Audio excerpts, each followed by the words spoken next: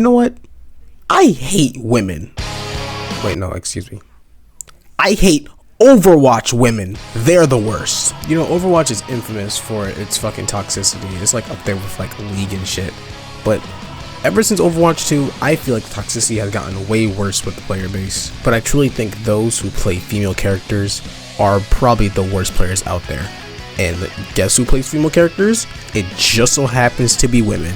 I'm not saying women are bad at video games, okay? But I'm just saying that they play three of the most easiest characters in Overwatch. Like, I'm going to start off with D.va, for example, right? She, not only can she fly away like every 4 seconds, she can delete every fucking projectile in the game, and her ult is literally the play the game button. You can get like 4 kills back to back trying your nuts off, but all D.va has to do is look in a direction, fly up, and press one button, and just like that, your play is gone. Not only that, she literally has infinite bullets, so there's no like, you don't have to reload. You can just hold down RT. I mean, it's not as bad as Malga, it's not as bad as Orisa, but at the same time, you barely have to play the game with your brain. Now, Mercy players, right? They're entitled, okay? They believe, actually, not even believe. How are you gonna play a character who obviously has priority on the team and then complain when you get jumped or snuck up on by like an Orisa or a Winston or something? Like, you're playing one of the most valuable character. I wouldn't say that, I think she's low tier now. But you're playing a valuable character and get mad when someone like goes for you. It makes zero sense. You gotta grow up. These streets ain't for you. You know, but honestly, I know a couple Mercy players. They're not that insufferable. I can tolerate them, you know, go them. But this is for all those Mercy players who spent thousands of dollars for a skin just for it to come out years later for only $20. You are an idiot. Why would you spend $1,000 on a virtual game just to get a skin that you can barely see most of the time? That was honestly your fault. So the fact they brought it out, you started bitching and moaning, you deserved it 100%. You know, you can't complain about skins, women in Overwatch without bringing up their quote-unquote poster child, that annoying, atrocious, horribly designed character Kiriko. Honestly, she's the reason why this video even exists. The only reason why I held out for it for so long was because the Pink Mercy skin and because the Transformer skins. I was just gonna wait so I can do all that in one video. But she's the main reason why this video exists. I cannot stand her for a plethora of reasons. Because how are they gonna replace D.va off of the arcade screen, right? When each character there represents the game mode, you know. Tracer, quick play, she's fast. Winston, competitive, he's been good for eons now. D.va, she's a gamer. Arcade, it makes sense. But no, they took her off to put Kiriko there. Why? It doesn't make any sense. They love glazing her. They love giving her so much. You can't talk about glazing or giving Kiriko anything without bringing up how much skin she has. Somehow, some way. Ramantra came out 1 season after her, right? Ramantra has barely any good skins, and every single season, Kiriko gets a skin. I don't understand why. Actually, no, I understand why. They're gooner base. Their fan base, goon. I think is what I mean. If you play Kiriko, you probably touch yourself to cartoon characters. That's a fucking horrible point. But honestly, her design sucks. She has that stupid Disney face. She's literally like 80% legs, if not 75% legs. She's Japanese, and everyone knows that Japanese people are fucking fetishized? Yeah, fetishized on both ends of the spectrum. So Overwatch has to do whatever they gotta do to milk every penny out of her. This is a little side tangent about like whole design thing. I was in the TikTok comment section once, and a Kiriko main was on Venture's case on how their design was bad and called Venture ugly.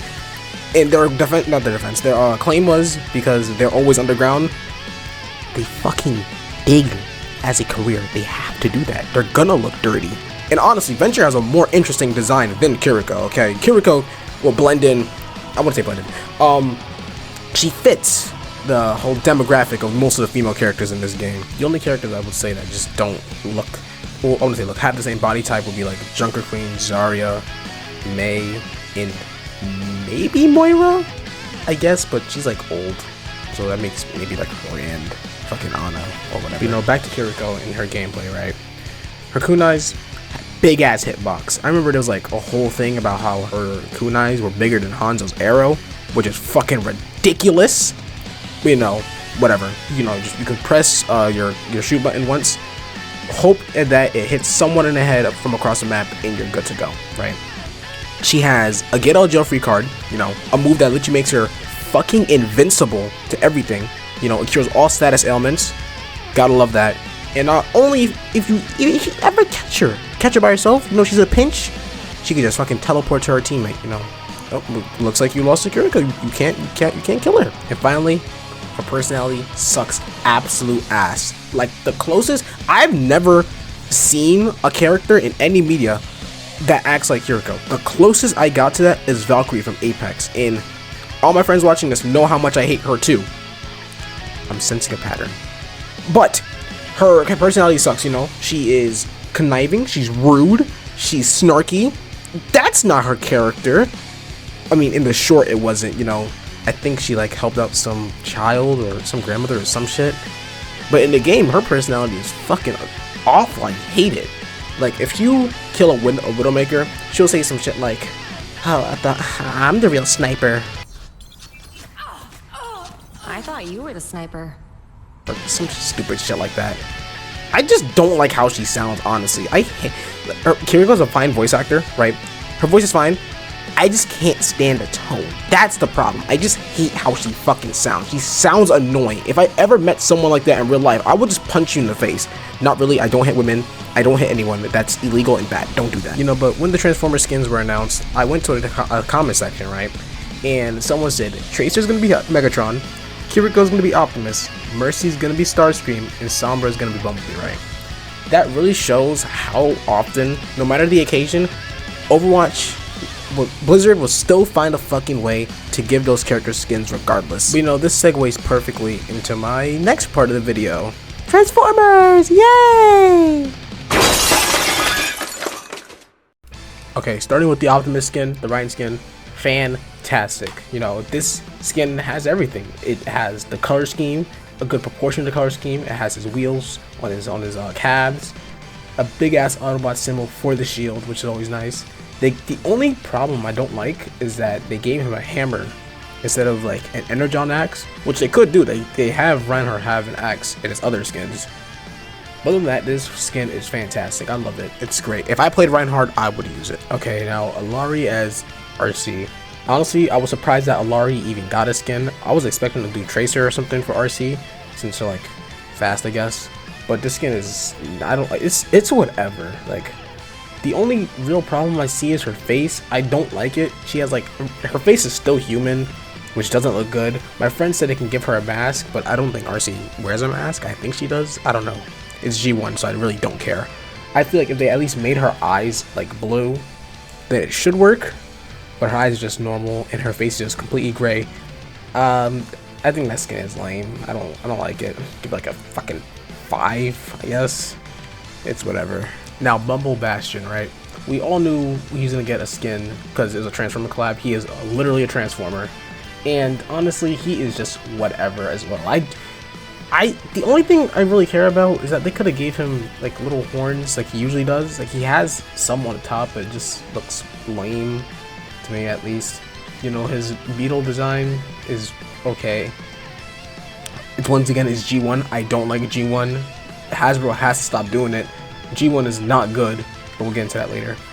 A lot of people say that Shockwave should have been his skin since they both have one eye and they both transform into a tank.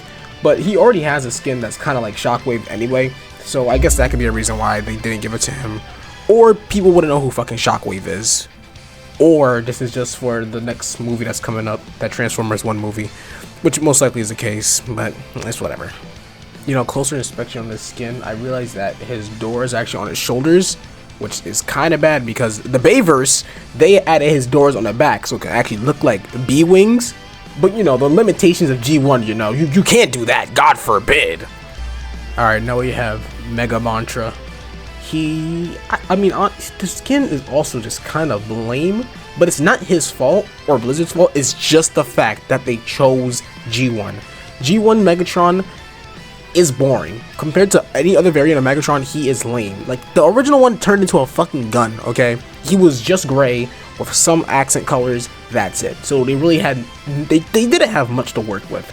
But what they did have to work with, it's okay. You know, I like his red scarf. That looks nice. His wizard wand has a little dots on it too. That's kind of cool.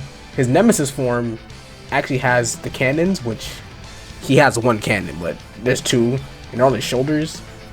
I mean, it's whatever as well. I'm saying whatever a lot because that's what this is. It's just whatever. They're really like can't do much with these G1 designs. They're just so basic. You can't do anything with them. But yeah, Ramantra's is okay. I would get it, but it's not good enough. I'm just saying if they chose like, if God forbid they had like the rights to the what's it called, the Bayverse designs, his Dark of the Moon variant would look way better if they want to do the whole cloth thing, because in that movie he literally has a hood.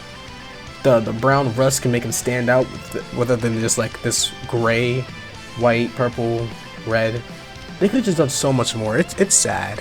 You hate to see it.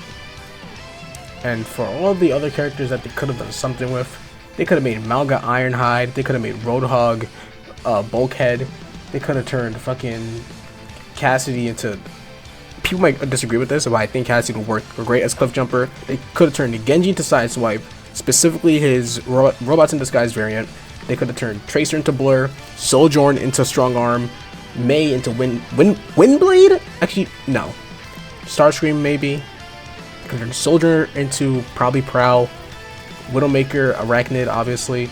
And they could have turned Baptiste into Ratchet or Lucio into Jazz. They most likely would never do a collab with Hasbro again, but they had so many other options. But you know, you have to do the main staples. Actually, they could have even done Sombra Soundwave. Sombra Soundwave would have been cool. I might have picked her up for that. But yeah, that's that. All right, so what did we learn today? Hasbro sucks. They won't let go of G1. Kiriko is awful. Don't play her, and if you do play her, I might have to cut you off. And I'm not beating the misogynist allegations.